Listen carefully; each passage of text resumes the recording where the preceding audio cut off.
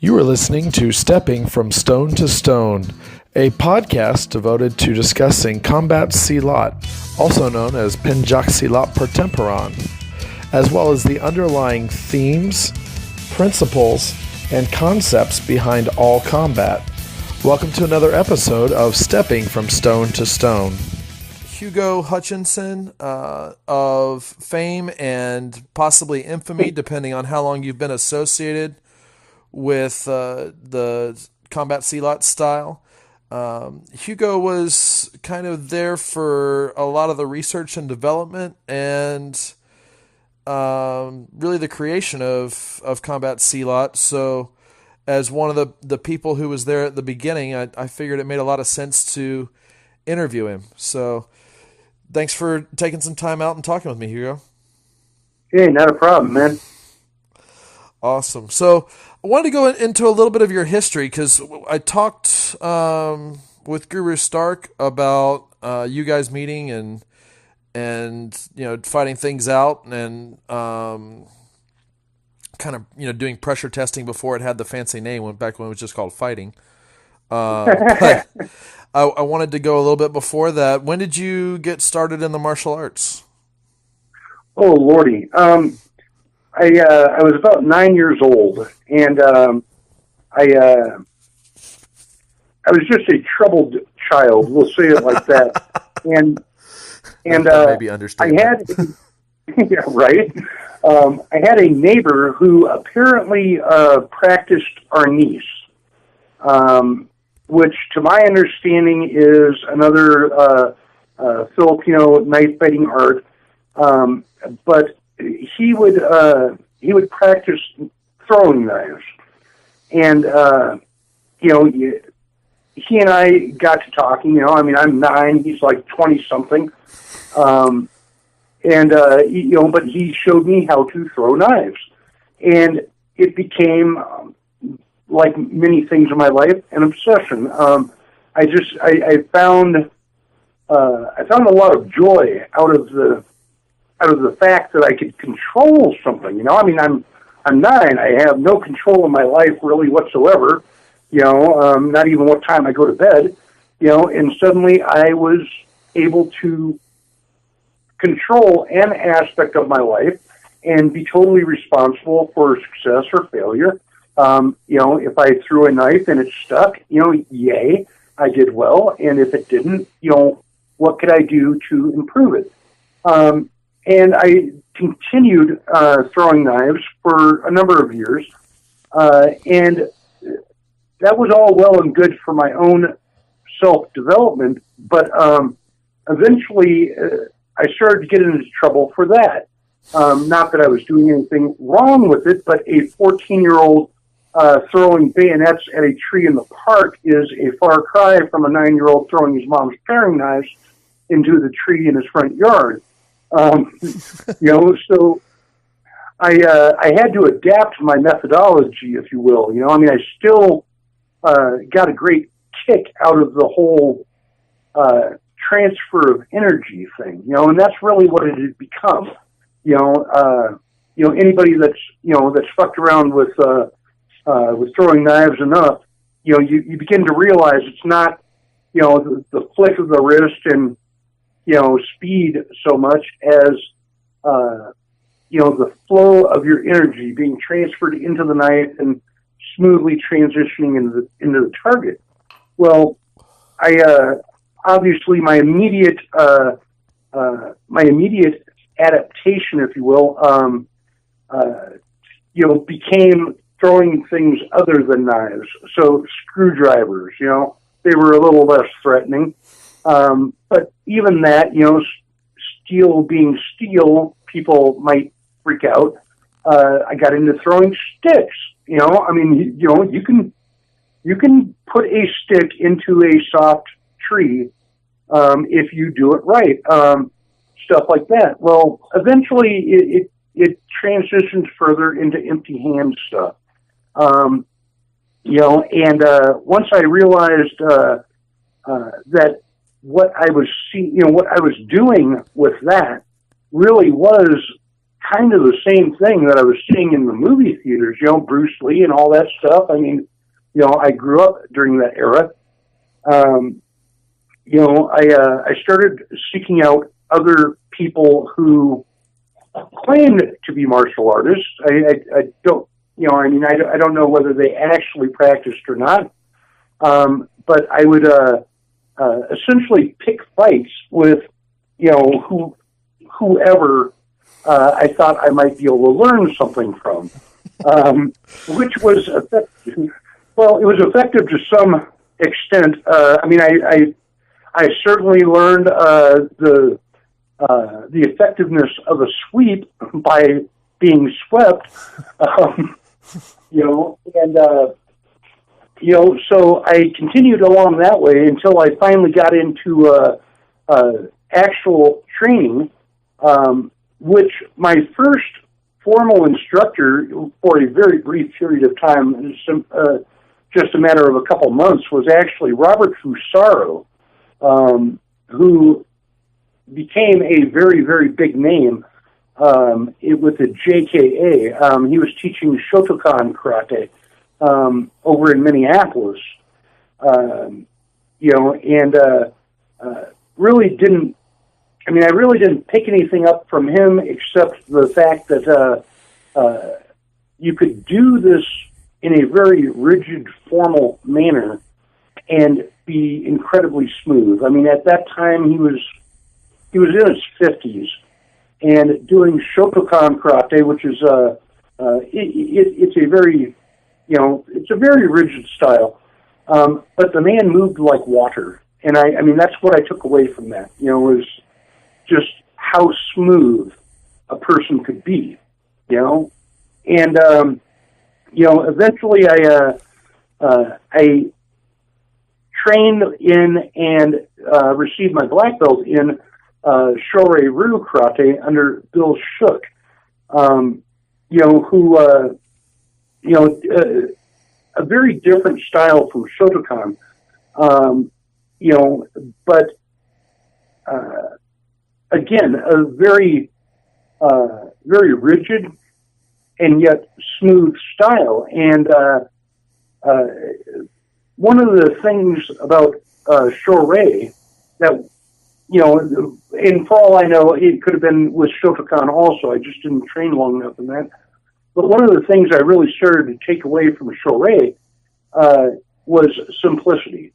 Did we train in more advanced techniques? Yeah, absolutely. Tornado kicks, all of that bullshit. But ultimately, when I competed, for example, it was never, a tornado kick that I scored points with. It was a very well executed back fist. It was solid stances. It was some blocking and parrying, but really it was about fluidity, and it was about movement, and it was about simplicity. You might have a plan going into the fight, but very quickly you were no longer in the fight that you had planned to have. Stupid enemy getting an opinion. Say what? Stupid enemy getting an opinion. Yeah, right. So anyway, it soon became one of those things where, like all those fucking kata that we would do. I think we had 17 kata that we practiced, somewhere around that number, and we'd practice these kata forever. All the time. We're literally doing them in the dark. Doing them, in mock drills, all of this stuff. And you just kind of, you're saying, well, what the fuck am I doing? Come on. Well, what we were doing was really learning to be fluid in our movements. And eventually it became to the point where we were we were blending our kata, and being a rigid style, of course, that was judged as a negative. That you took this part of that kata and threw it into the middle of this kata. Oh, damn it! I just wasn't thinking. Well, you must concentrate more. Blah blah. Ultimately, though, when I found that when we were fighting, we were actually doing that. We were doing exactly that. It's like you could almost like film it and then come back through the film and say, oh, well, you did this move from that kata and then this move from that other kata, and it blended together so that it became this, almost like each individual fight invented a new kata. All right. Now that doesn't sound too horribly helpful, but the concept of fighting from the moment that you are currently in, became, that became the key, the fighting from the moment that you're in. And it was around that time that I got suspended from the dojo for, I think I had expressed jealousy over another student's advancement or something, and I got suspended for like a month. And during that time, I started attending every other school's slam jams, in the area. So Friday night, Jeff Nace had his slam jam going. Tuesday night, I forget what the guy's last name was, but a black guy named Arthur had open fights at his kung fu school. And so I would go to these various slam jams, and it was at Arthur's school one time that I actually bumped into Sean. And can I pause you there for a minute? Because I think we might be glossing over something interesting. Sure. So, sure. Obviously you're growing up in a bit of a different time. I mean, I mentally have a picture of a 14-year-old throwing bayonets at a tree now, and that wouldn't be a little bit of light police encouragement to find another activity. That would probably be a SWAT team responding. Yeah, right. Yeah. But you've used the term slam jam a couple of times. Open fight night. What would that look like on a normal night? Because that's not, at least to my experience, that's not terribly common in a lot of the martial arts schools around where I'm at. Really? Yeah. Okay. You might lose. Okay. Open fights. I mean, a school might have, multiple classes throughout the week. And some obviously are for beginners. Some are for more advanced students. And some of those classes, in either case, beginner or advanced, are going to be concentrating on sparring fundamentals.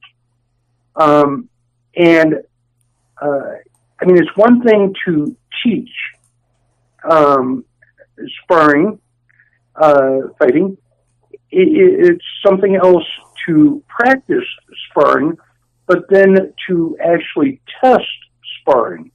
How the fuck do you test? Against other people who know exactly what you're going to do, who know the same moves that you do and stuff like that. So at least in this area and in that era, and we're talking about 20 years ago now, actually 25 years ago, fuck you, I'm old, shut up. The year of our Lord, 1800 and what? Say what? The year of our Lord, 1800 and what? 92, yeah, wow. 93? Yeah, 1900, like 1992, 94, 90, so anyway, the various schools in the area, and I'm thinking, we did it, I know Arthur did it, Jeff Nace, and then what the hell was the monkey style guy's name? Can't remember his name, but so there were 4 schools that would regularly hold open fight nights, and then in some of the other schools, if you were in good standing with the instructor, they would allow you to come in. But at least those 4 schools were completely open. Anybody that showed up was allowed to compete. There were various rules, though they could be wavered in individual instances. So if, for example, I went to one school and I was like, I'm competing in Chicago, in a week or two, and, they have they allow groin contact, so I need to be practicing groin contact. So some of my attacks will come to your groin. And if the instructor agreed and the competitor agreed, then we'd waive the rules a little bit, nothing too crazy, but, it was all about getting better, seeing things that you normally didn't see, because it's not your style, and trying things against opponents who weren't used to seeing what you practiced, so yeah, slam jams were simply open fight nights, open to whoever.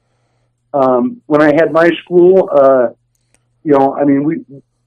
continued the tradition, and I remember seeing some of my green belts, would just lay waste to black belts from other schools who they had not confronted the stuff that we were doing. It's not that they sucked. They were fine in their style, but they just simply weren't used to seeing, anything else. It was kind of like the Polish cavalry against the Nazi blitzkrieg. Yeah. Well, when you teach a bunch of people to attack wrong, that's.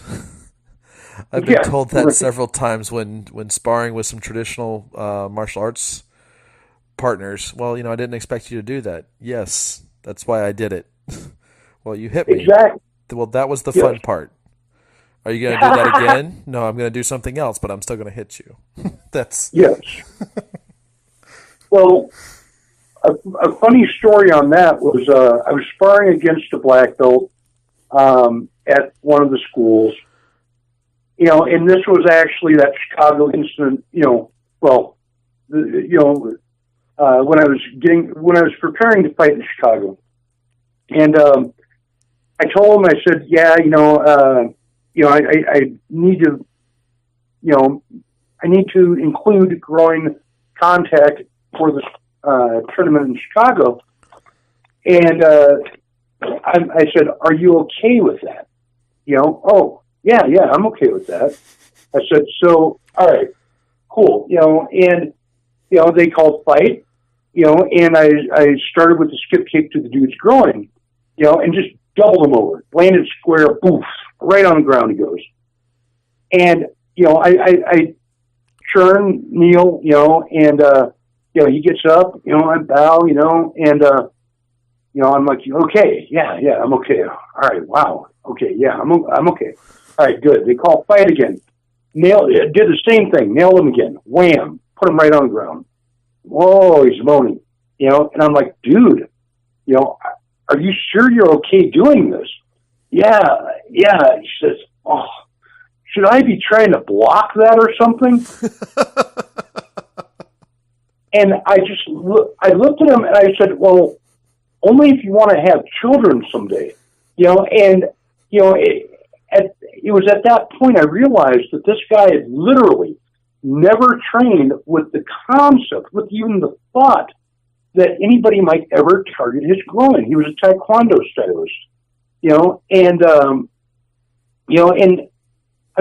was one of the things at that time, at least, that was up here, where, these guys would go out there, they had trained for their form of competition, where they would, they would go out, into the ring with their leg held high. And in their style, with their rules, they literally presented no legal target, and so fighting one of them by the rules,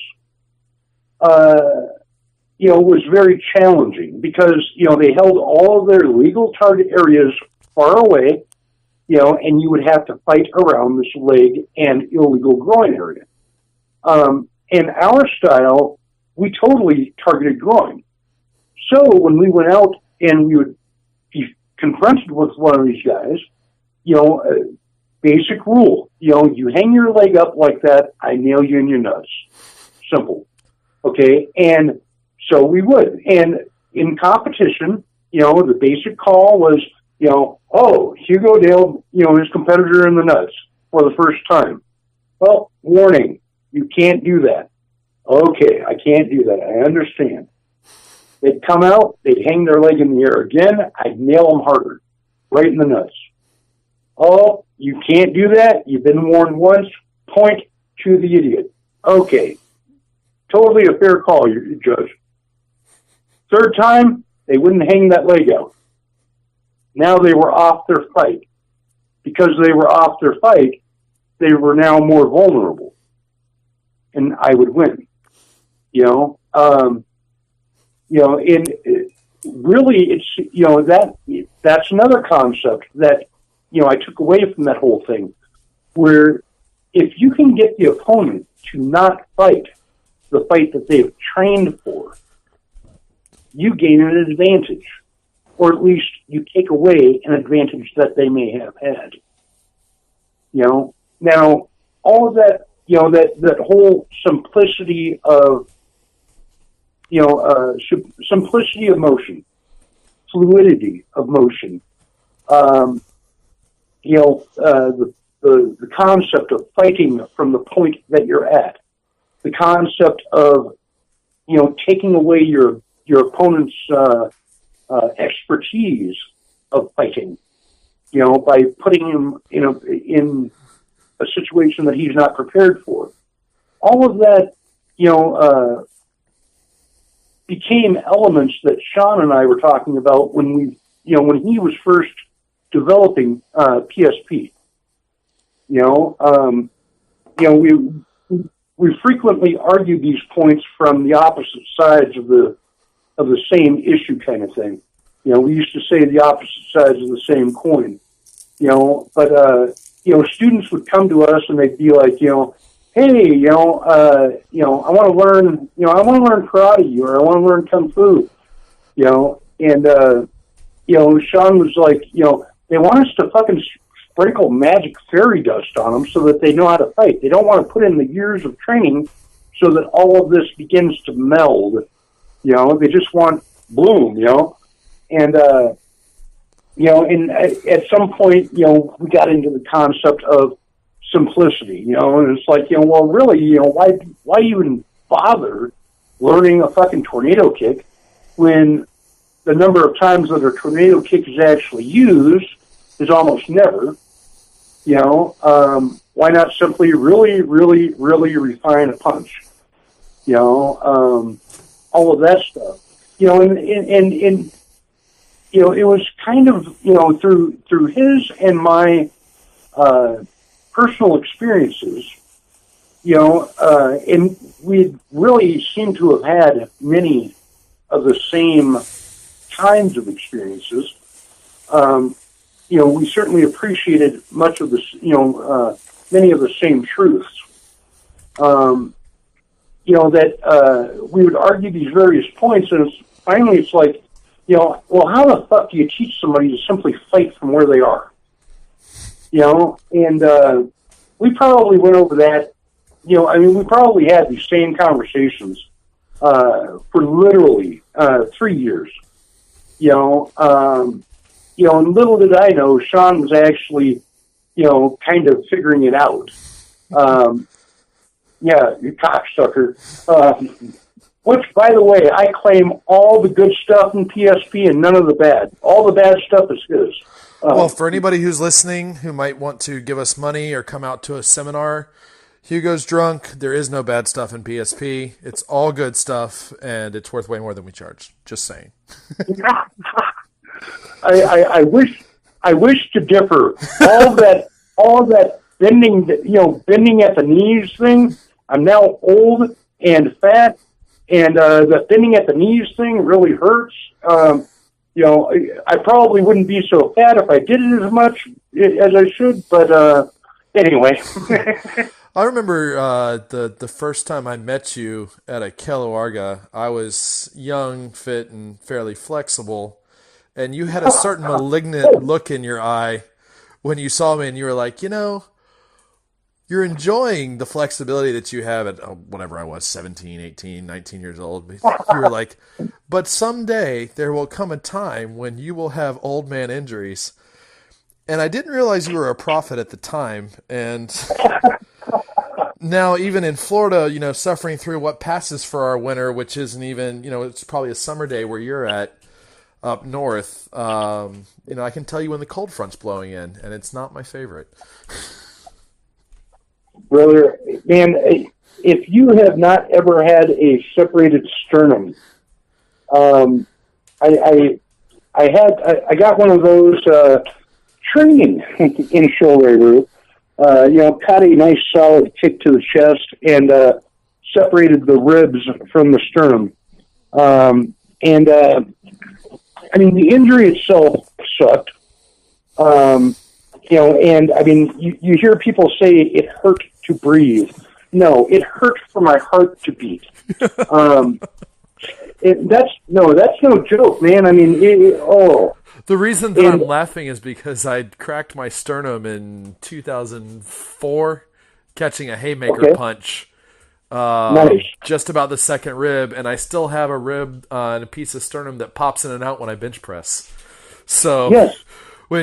I'm not laughing because I don't believe you. I'm laughing because I do believe you, and it sucks. Well, I'll tell you. I used to have just a vicious ridging. Where I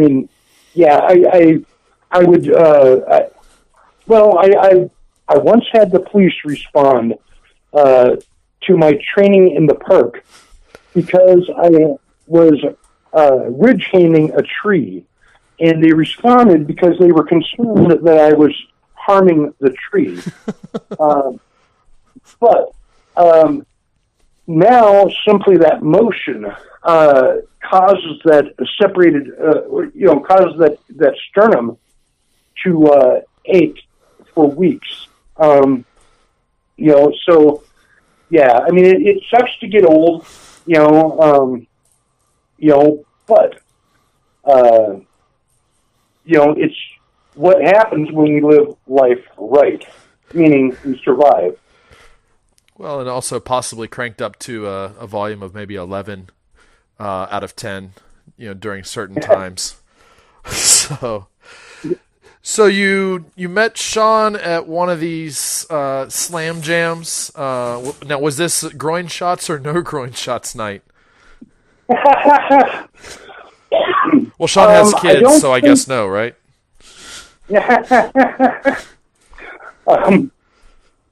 Well, it is possible to take a groin shot and still have children, and I am a perfect example of that. For as Sean can attest, when he once crushed my penis, but that's another story.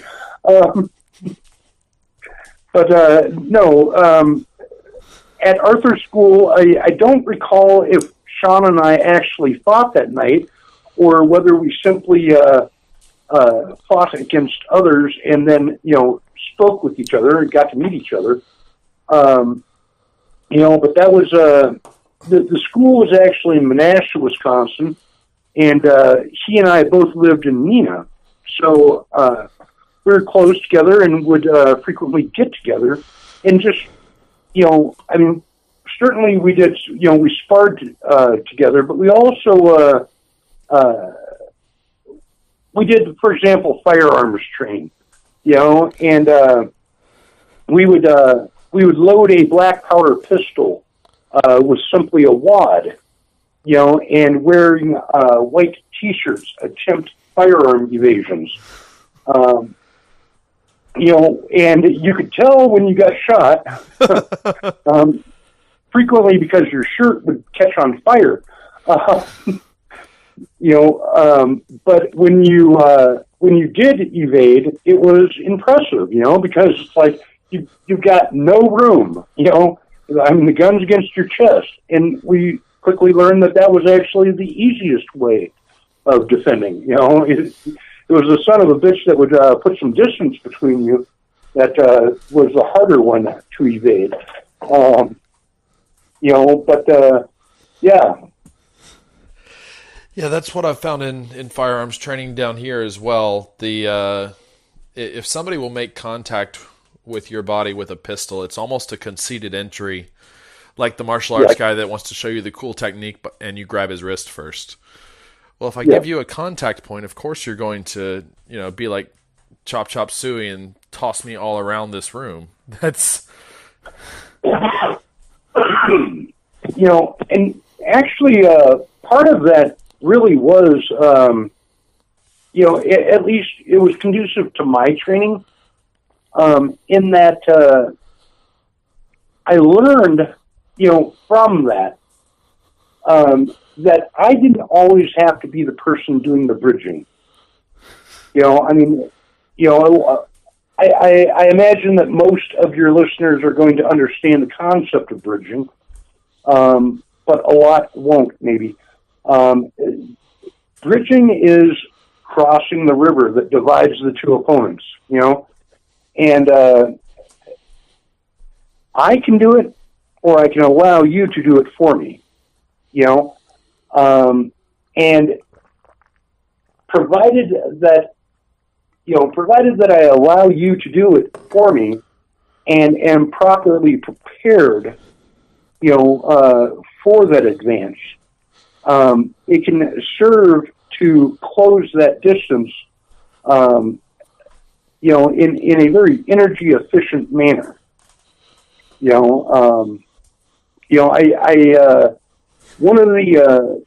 One of the big things that Sean always accuses me of, and of course he's completely wrong because, well, he's Sean, and yes, I do plan for him to listen to this later and, seek his reprisal upon his next visit. It's okay, I have guns.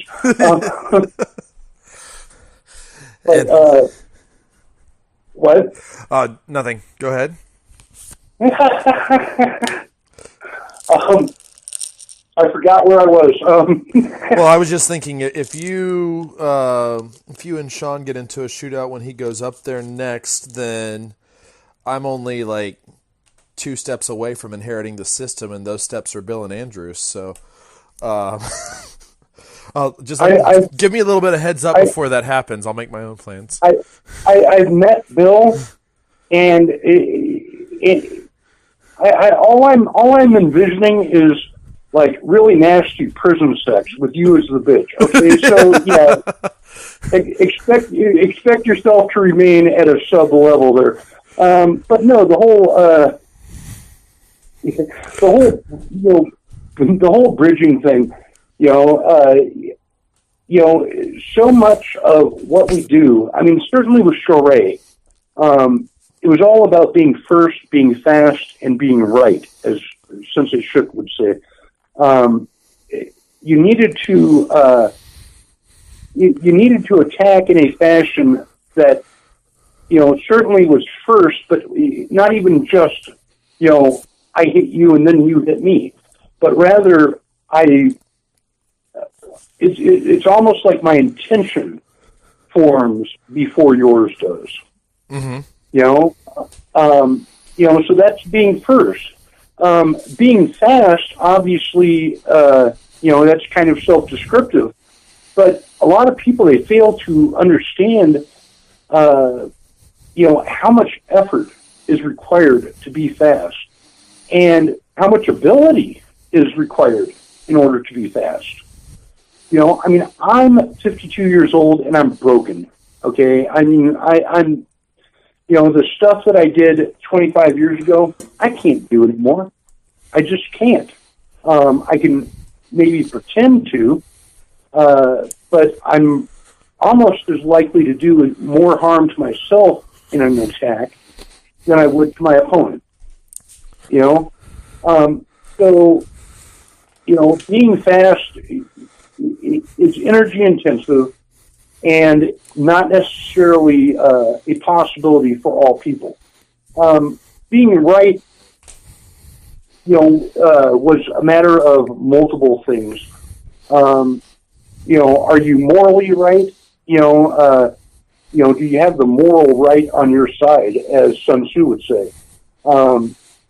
You know, I mean, if I can attack you in such a way that you don't believe that it's, you know, that it's right for you to counterattack, then guess what? I gained an advantage. You know, not to even mention the legal aspects, but all of that. Now, the being first, being fast, being right, if you can entice your opponent to do the attack and to do it in such a way that he leaves himself vulnerable, you know, you relieve yourself of all those obligations, of all the work required to be first, to be fast, or to be right. You know, and you know, and that's one of the things that Sean's system really does. You know, it's not so much that that we don't attack in PSP, but it's more a matter of we become the fight. I mean, not to sound too hopsocky here, you know, but rather than I'm going to punch you, it's more like my punch is an entry, you know, and it's not even so much that it's meant to land. I mean, kind of it is, you know, if it does, that's great. But when my punch enters the fight, you'll either respond or you won't. If you don't respond, well, then you suck, okay, and you'll learn that quickly. If you do respond, then how will I respond? You know, and we blend, we become one. As I end up in a position relative to you, okay, now we get back to that whole concept of fighting from the point and the place and the time that I am. You know, one of the things that Sean's accused me of is that I glom, and that's true, I do. You know, I tend to get into the fight, and I don't want to let you out of the fight at that point. You know, I tend to, I'll grab onto you. You know, you may have noticed that a time or two. Yeah, I have having horrible flashbacks, but with a little bit more bourbon, I'm sure they'll go away. They won't. They'll just recur in your dreams. You know, but you know, and the thing is that okay, that's my interpretation of fighting from where we are. You know, I'm a big guy though, okay, and I'm not as nimble as I was. I'm not as fast as I was. For me, I could probably still make that kind of a fight work. You know, it might not be effective against all methods of attack. In fact, I'm quite sure that it wouldn't be effective against all methods of attack. Nothing is. You know, but getting to that point where you can fight from a blend of opponents. Does that make sense? Yes. Yeah, you know, where 2 or 3 or more opponents blend. And you've got all of this energy going on. And how do you, as an individual, survive that blender? You know, I mean, I remember for a number of months I trained in Tiger Claw Kung Fu. And I say trained in, I mean, I did their kata. I really wasn't there to learn anything. I was more there just to play with them, But I was sparring with the instructor and his senior student. And,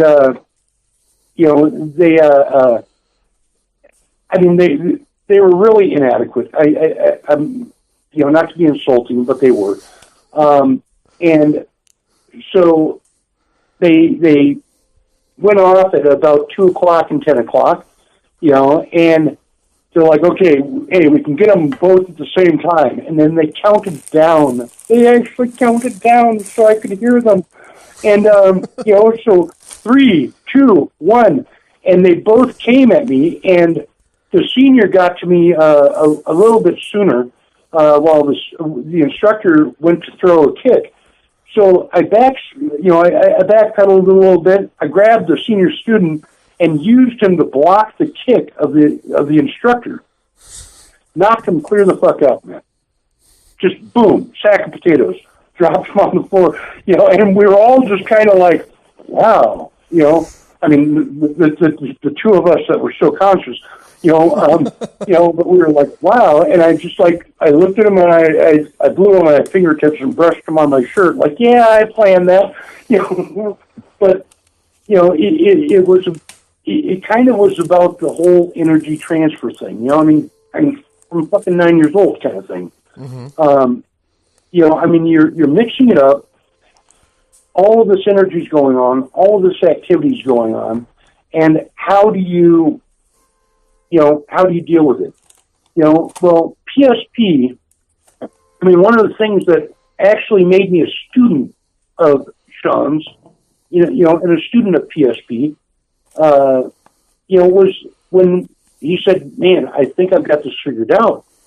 And I said, sure, buddy. He's like, no, really, come down, check this out, see what we're doing. And I did, and, the concept of, we've narrowed it down to 8 things.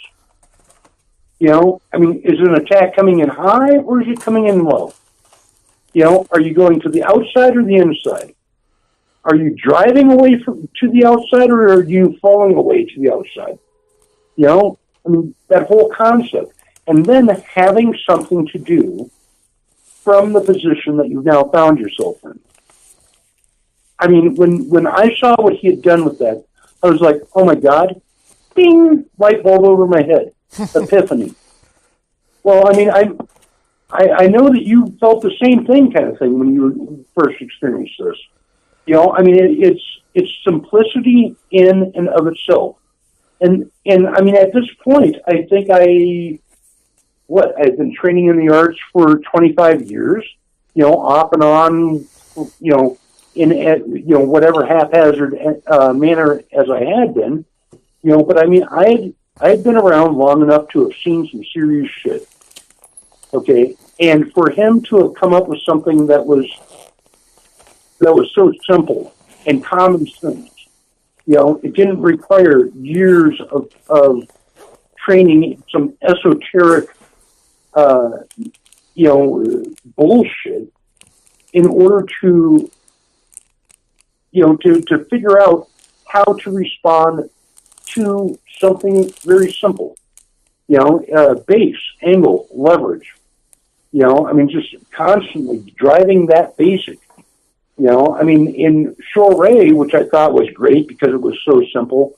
We had 7 basic hand strikes, 3 basic blocks, 3 basic kicks, and then, figuring out various combinations of those, after a while, you realize that there's literally billions of combinations that you could throw if all you're doing is 3 techniques in a row.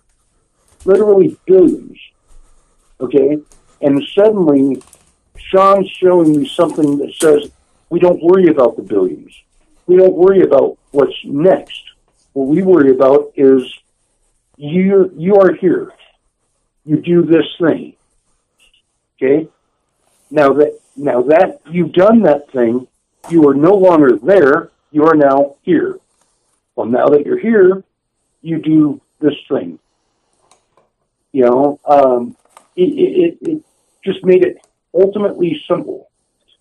And I saw that in every student that I watched come and train in that. Where, I mean, they were fighting at what I considered to be a green belt level after a week. After a fucking week, simply because it wasn't complicated. It didn't require all this hooey to be incorporated into their brain for them to realize that, okay, we're here. Now I'm there. Okay, now that I'm there, I can do this, that, or the other thing. Does that make sense? It does, and that was, I experienced that, and I didn't really know what I was seeing. One, because I came to the system, relatively young. I studied karate, and then I studied taekwondo, and then I came into PSP. So a lot of the stuff that I was seeing was just normal to me, because I was 16 years old training in this stuff, and I'd read a fiction novel that featured Silat, and I was like, this sounds cool. And I had recently gotten kicked in the nuts trying to kick somebody in the head. And, I was like, oh, these guys are supposed to do a lot of low-line stuff. I don't think I'll be kicking anybody in the head anymore. That really hurt that last time. Maybe if they're on the ground and nobody's watching, we can talk about it, but I don't know about roundhousing somebody in the head just from a standing start. But yeah, like I said, it was normal, and now we have a verbiage for what you're talking about, the combat positioning system. Okay. It's like the GPS for smacking somebody in the face. Yes. Or not getting smacked in the face, which can be of equal importance depending on what your priorities are. So, but yeah, it's definitely interesting to hear, about the initial development of that. Now, one of the questions I wanted to ask you, you had a little bit of experience doing some bouncing and actually getting to take stuff outside of the dojo halls. Do I remember that correctly? Oh, yeah. Without maybe breaking any statutes of limitations or anything like that, or breaking the Fifth Amendment. Do you want to go into any of that? I can. First off, realize that I don't actually have to worry about any statute of limitations. I was always in the right, and always properly constrained myself. So any lawyers listening, that's my confession, is that I was right and properly constrained, and also, might I add, in fear for my life.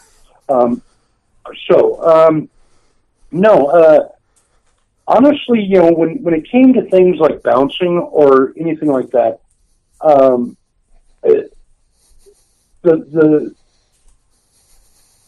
the concepts that most came into play really was the whole base angle and leverage thing. Once again, the most basic thing in PSP. The guys would, they'd be drunken rowdies or whatever, and I'd, express my desire for them to leave, but I would do so from, for example, the side that they were trying to reach out from. And I would position myself in such a manner that they really couldn't, gain any leverage against me. Hello? Yes. Oh, okay. Yeah, I thought my phone was dead. So I would position myself in such a way that they couldn't gain leverage against me. Okay. And if they attempted to back up, well then, in order to maintain the conversation at a graceful level of volume in a loud, crowded environment, I would advance with them, obviously. always heading toward the door. Now to a casual observer, it might appear that they were stumbling backwards while trying not to be knocked over. But we were simply engaging in conversation. See where I'm going with this? Occasionally someone would, maybe try to punch me. But again, base, angle, and leverage. They would try to throw a punch with their free hand, which was on the other side of their body. And it would get tangled up in their own face. And then they might actually stumble down. It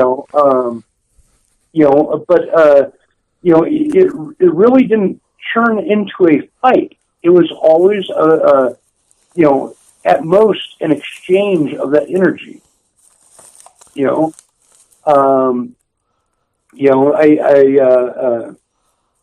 There's really not a whole lot to say about that. There were some encounters, where, karate did become involved, but that was karate, not PSP. One particular time I was literally blinded by a thrown bottle, and then, those blindfolded kata and dark room kata did kick in, and, they were effective. But the stuff that didn't really get icky it was all base angle leverage stuff. Well, that was interesting because I think the first time I met you, I had come out of a pretty strict dojo environment, and I would talk to a lot of people, and you'd get a lot of well, according to my research, somebody will react this way if you punch them in the face. And I was a little bit perplexed about that. You haven't hit anybody? No, I haven't hit anybody. Well, have you been hit? No, we maintain a lot of restraint in here. And then, we were at that first out-of-town Kellowarga that I went to, and all of a sudden we're talking about, oh, yeah, I was bouncing at an establishment, and a philosophical conversation went wrong, and I had a beer bottle shattered in my eyes, and I couldn't see. So yeah, that was the one. Yeah. And I think I remember you mentioning something about glomming onto somebody and asking them for directions, or something to that nature. You grabbed a new friend.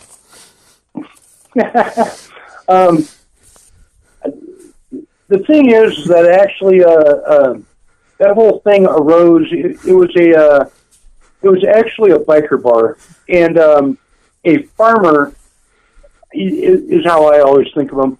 A farmer boy came in, and at one point got into an argument with with one of the bikers, and so they're getting nose to nose with each other, and I thought, maybe I should, break this up. So I went up and I'm like, hey guys, put some distance between yourselves. It looks like you're about to go to blows. And pretty much they both, told me to fuck off. And the biker was like, you need to back the fuck off, or I'm going to bust this beer bottle over your head. Well, I covered the beer bottle with my hand, to remove the risk of that weapon, and the fucking farmer attacked me. Well, I put a knee into his face or his belly or whatever, and dropped him, and the biker came at me, and I put him down, and noticed motion to my right, and I turned in that direction thinking it was the farmer, and it was another biker who threw a beer bottle. Okay, so great. Landed straight across the bridge of my nose, put glass in my eyes, totally couldn't see. Well, I still had the biker by the hair. Well, I think I had him by the jacket, switched it to the hair. I put him down on the ground. Now I'm kind of using him, I'm kneeling on him, using him as a shield a little bit, and feeling for opponents.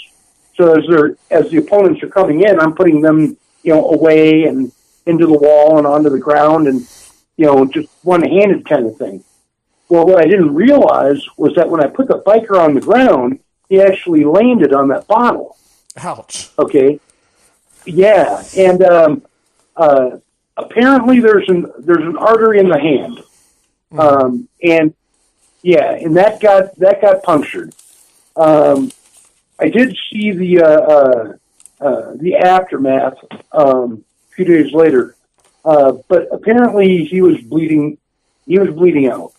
So I mean, we were dancing in blood puddles, for lack of a better term.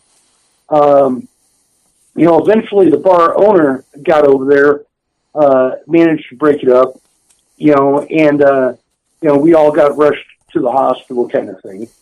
But yeah, later, a couple days later, went back. Yeah, blood on the walls, 5 feet high, just nasty. Those arteries, when they go, they spurt. Apparently it did. I wasn't able to see it. I mean, I certainly wore it. And the fucking bar owner, of course, when he picked me up from the hospital and gave me a ride home, he was kind enough to slip my nightly pay into my hand and, push me out the door. So I woke up my girlfriend at the time, and I'm like, honey, I don't want you to panic, but before you turn the lights on, I need to tell you.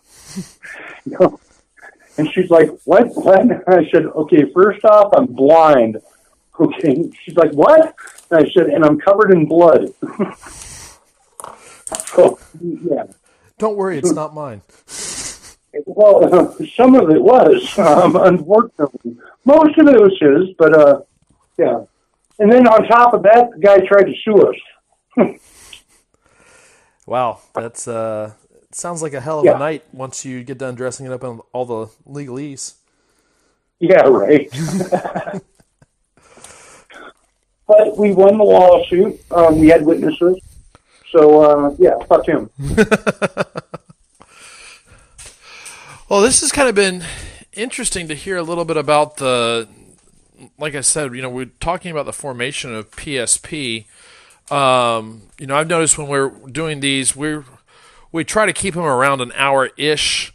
So what I'd like to do is maybe put a pin in that and then get a hold of you later for maybe a second part interview somewhere down the line and talk about a couple of your other experiences and kind of developing and things of that nature. Sure, absolutely. Just make sure you edit this to keep it clean, right? I don't even know if we have a big enough bleep button for that. But I think Sean went on the record with the first fuck somewhere around episode 2, so I'm going to put a disclaimer at the beginning of this, and then people can listen or not. I don't know if you've gotten a chance to see some of or listen to some of the other podcasts that we've put out, but my belief is if people don't really like what we're doing, well, starting a podcast is cheap and they can do it however they want on theirs. So. Right on.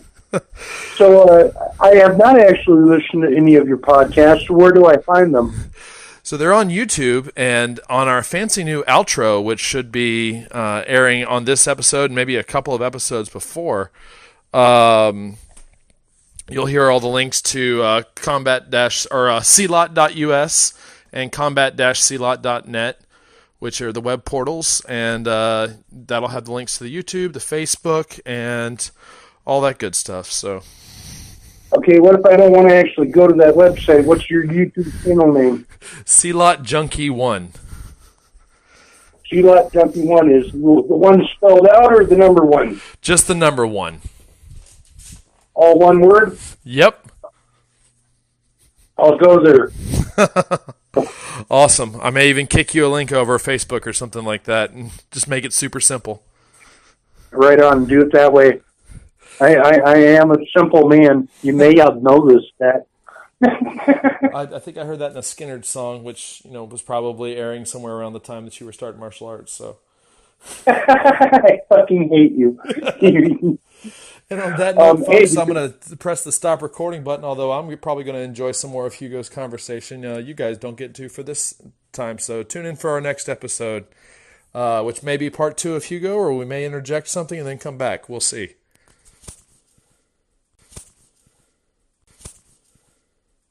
Thanks for listening to another episode of Stepping from Stone to Stone. To find out more about us, please visit us online at silat.us, that's silat.us, or combat-silat.net. You can also find us on YouTube at Silat Junkie 1, or you can find us on Facebook by simply searching for Pencak Silat Pertempuran. Thanks again for listening to another episode of Stepping from Stone to Stone.